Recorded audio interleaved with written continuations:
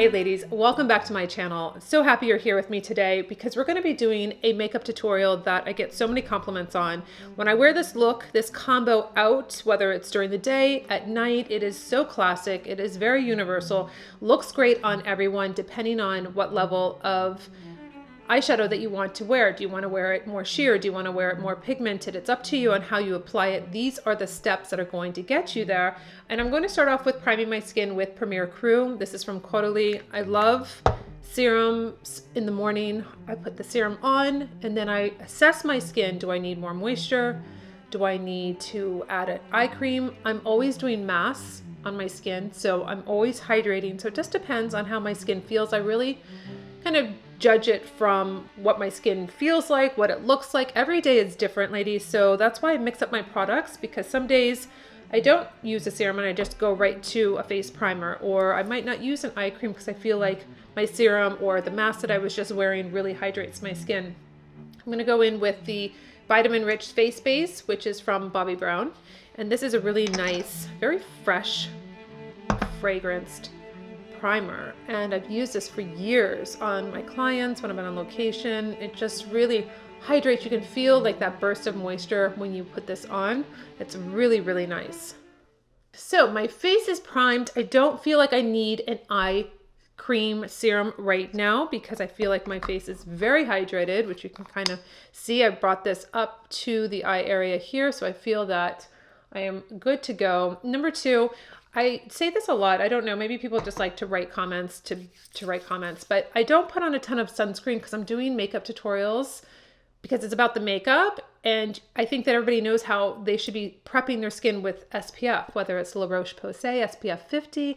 I'm either never putting on enough for people or I'm not putting it on in the right areas. And you know what? That's why I say you do you with your sunscreen. Put it on your eyelids, put it on the tops of your ears, put it on your scalp. Wherever you want to put it, you put it. My focus is getting you to the makeup and applying the makeup properly and feeling good about yourself. That's what my channel is all about. It's not about how much sunscreen. I'm not the sunscreen police. I've mentioned that multiple times in different videos.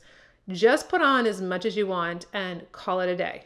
We're going in with my eye primer. This is going to be a cream to powdery soft finish, so it's going to be a silky finish. You can see that my eyelids are naturally pigmented. I don't want that, especially with this beautiful classic look. So I'm going from the base of my lashes all the way up to my brow bone, going into the inner corner, making sure that I do work it all the way in. I do see when I'm editing, sometimes I don't have everything super perfect. YouTube perfect, but guess what? I am not perfect. I'm happy I'm not perfect. And when I see little mistakes or I see something on my face, I'm like, you know what? That's real. It is real. It's not filtered. It's not all edited up where you don't know what I did. So it's funny actually, because you know what? Years ago when I started YouTube, I would probably either do the whole entire video over seeing one little tiny mistake because I had to be a perfectionist, or I would criticize it the whole time and think about it. And guess what? Now, in my older age, I just expect that, I just take it day by day and say, you know what, you're doing the best you can. So it's not perfect. Okay, let's move on. My eye primer is on, ready to go into my classic palette, which is called Strong Brew. And this is an all matte palette. So all of you matte ladies that love mattes, rejoice. This is in a nice chocolate taupey color. So you have a nice bisque color. You have more of a taupe color, and then you have a chocolate color. It's really beautiful. So this is something that I have used for so many photo shoots. It looks so pretty. I'm going to use my shadow brush, very simple, pressing it into the palette, and then I'm going to just sweep it across my eye. And you know, it's one of those looks where you might be saying in the morning like, oh, I don't know what I should wear. I don't know what I should do. When you have a look like this, you can put this on and then you can literally put anything on that you want. You can wear all black, you can wear white, you can wear grays, you can wear browns. It's just one of those like fallback makeup looks that always looks good. I'm going to go in with the bisque color now. And I'm going to just go right underneath my brow bone. And what I like to do is I like to actually layer. So I do the brow bone, but I also am layering over the top, the first color that we did. So it just seamlessly goes together. Again, you don't have to worry about it doesn't look perfect. These are very easy, forgiving colors to work with. So you don't have to feel like, oh my gosh, I like overdid it, whatever. I don't think that's possible with this palette. So then I'm going to go in with the darkest shade here with my pencil contour brush. This is a very easy brush to get right into that corner. So what I like to do is think about it as a triangle. So a triangle going out to your right and then a triangle going out to your left.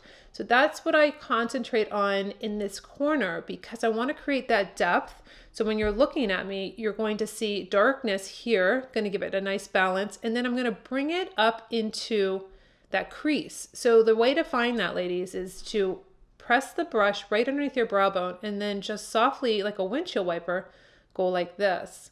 So that's how you're going to get that look where you have darkness and then you have a lighter lid. So you can see maybe it went down a little bit. That's fine. We can go back over and add a little bit more of the middle color, which is this one right here. Not a big deal. So I think that is kind of where I've grown with my YouTube, being here over 10 years, is that you don't have to be perfect. And that's what I want to teach you, because I did feel like I had to be this perfect person and doing perfect makeup and not making any mistakes, because there's so many critics, as you can see when you look in my comments and what have you, telling me how to do makeup, telling me what's wrong, what have you. And, you know, at the end of the day, you have to make yourself happy. You don't have to make anyone happy with what makeup you do or how you apply it. You just have to make yourself happy and feel good about what you're doing. It's hard enough aging as it is. It's hard enough listening to critiques, especially from women. And you just need to step into your power as a woman as you age, 40s, 50s, 60s, 70s, 80s, and claim that. And say, you know what? It doesn't matter the noise. I love this look. I like this look.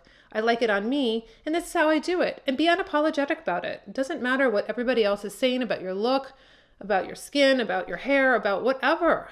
You know, you got to make this life happy for you, and you need to really just kind of focus in on that. And I really, truly believe that, because I'm always bombarded with so much opinion and what I'm doing wrong, and I'm always doing wrong, and this is how you're supposed to do it. And I do what I feel is going to look the best on me. I'm going to just take that middle color again, because I felt like it came down a little far. So I'm going to just lighten up the middle. Again, you can always go back.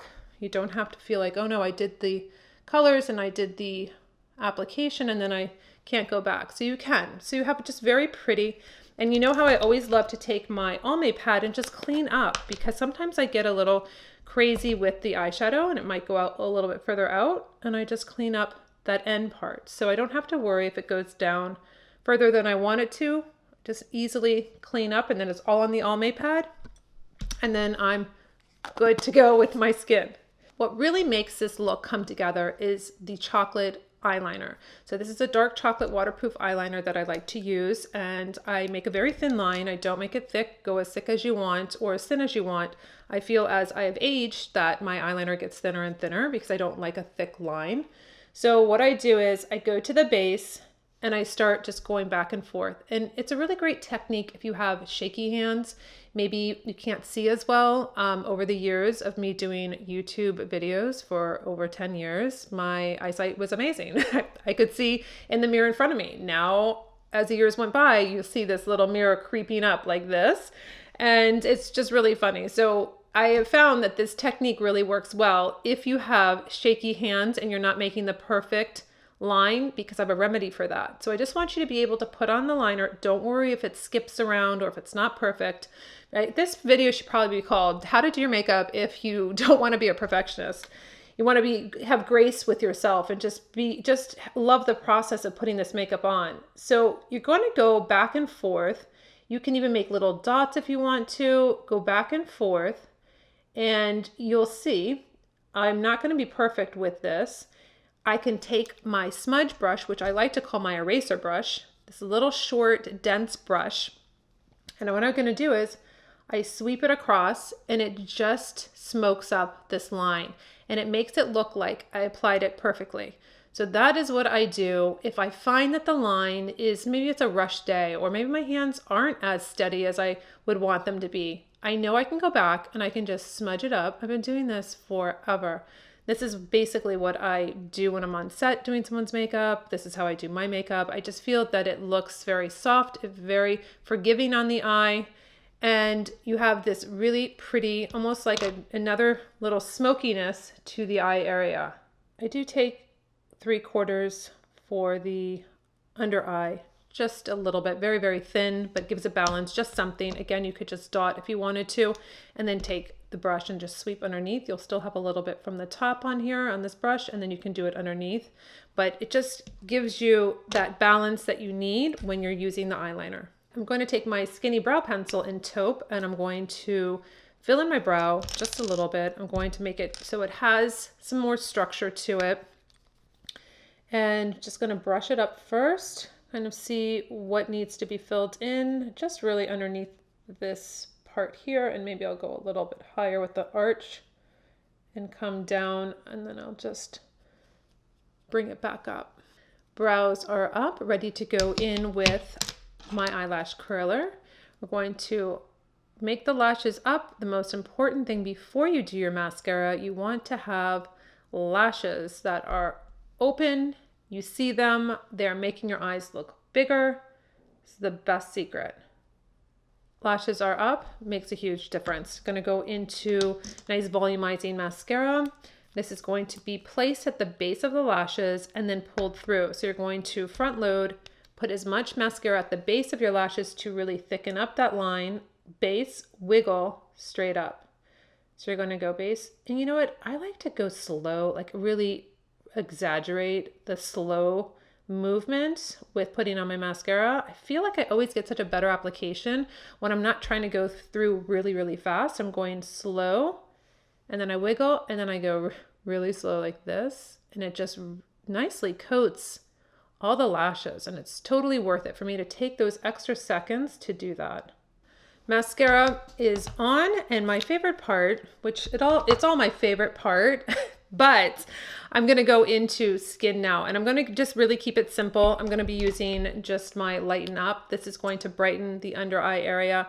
I like to go into that inner corner here, and then because I have pigment underneath my eye area that comes down lower, it's not so much dark circles, but I have like this redness and this pigmentation, and it fluctuates. Sometimes it's darker, sometimes it's more red. So for me, I bring it down to where I see it, and then I bring it back up. So I fill this triangle in. Obviously, I've mentioned in multiple videos, very controversial to do it this way when you're older, because they're like, oh, it's too much makeup. A lot of people have a lot of opinions. Again, it works for me. If you feel that this really combats your darkness in this inner corner, and you just need it out here, and you take a sponge and it works, then that's amazing. But you can see I have all of this pigmentation here that I don't think foundation just covers, and I want to cover it. And so that is how I do my under eye area, because that is what I'm addressing my issues here. And it makes me feel more confident if I do it this way, because I don't have it seen through with the foundation. And I just take my foundation buffing brush. This is really light too, so I'm not having to coat multiple times with a foundation or with tons of concealer. I just use my Lighten Up. It's a corrector and it is a concealer. So I'm getting that nice brightness where I want it. It works for my face shape, my discoloration and everything. But again, you have to assess your face and what you're working with, and then apply the techniques that are going to be best for you. If that doesn't work for you, you know you have alternatives. You can go just to the ends. You can go right here. You can use an extreme cancel with an orange color to really lift that darkness, then put your concealer over. Multiple different ways. No, it's not a one size fits all. Now I'm going to go in with my Dior Cushion foundation. I really enjoyed using this. My skin looks so beautiful, and I think with a classic look, this is really, really a pretty look. So you just press your sponge into the sponge, and you're going to pick up just the right amount of foundation, and then you press it into the skin. So I thought that it was really beautiful. I did go to the CVS the other day to find different drugstore, because obviously this is pricier, to find different drugstore cushion foundations, and there were none. So I was like, okay, maybe online. Seems to be very interesting. Doesn't seem to be the easiest formulation to purchase. So I'm still working on my other reviews, but really love how this looks on my face. I love how it's just lightweight. It's beautiful. So the cushion foundation is on, looking beautiful. I do set my face with powder. So I just like to use a translucent powder that's going to nicely dust. It's triple milled, so it's not going to put a lot of weight to my skin. And I like to go underneath my eye area. It's really T-zone for me because I don't need to really do anything more than just this T-zone where I seem to get a little shiny during the day. I'm going to take Classic Beach, and this is going to be a matte bronzer. It's going to be a blush, peachy with flecks of gold, and then a highlighter. So this really works out well for getting all three colors to do that very classic look. You always want to at least give some definition to the face when it comes to either a cream bronzer or a powdered bronzer, giving you a little bit more warmth. I put it right. The technique is, or the cheat sheet, if you don't know where to put bronzer, is the top of your ear coming straight down. So this is where you would put it, which is great because everybody's ears are at a different level. So you have to look at your bone structure and then apply accordingly. Then I'm going to go into the blush, just pop the cheeks. I like how it gives a little sheen to my cheeks, very healthy glow. You can put on a cream blush over for staying power if you want to. And then I'll do a little highlighter, which is right here at the end. Beautiful, like just a nice candlelit glow wherever you want to put a highlighter. If it's your thing, maybe highlighters are not your thing, but I just looks so beautiful. I love when the light hits it. It's just very pretty. Going in with my lips, we're going to keep it very simple. I'm using Cameo lip pencil. You can also use Whirl from MAC. It's very similar. Those are just very nice and natural nudes. I'm going to line my lips, and then I'm going to do my favorite combo for a lipstick lip gloss.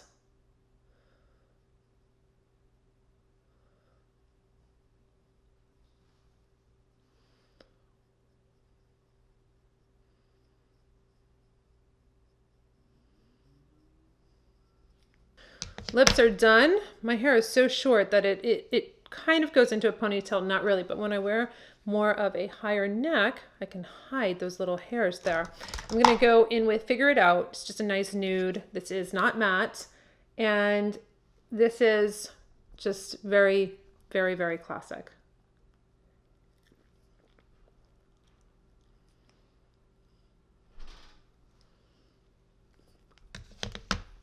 So lipstick is on. I'm going to put a little lip gloss over it. This is Shams. It just gives it that extra, just in the center. That is my little thing. I can't do lipstick without doing a little gloss on the top.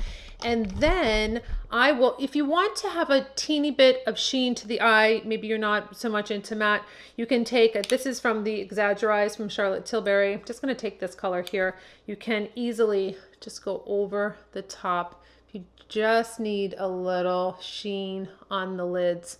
Something that you can always do with any of your more sheen palettes. You can add a tiny bit to the middle of the eye. Same kind of concept as putting on a lip gloss to a lipstick. It's the same kind of feel. Just popping it, giving it that little extra. I'm going to put on some setting spray. This is Glam Guard Lawless Longwear Setting Spray.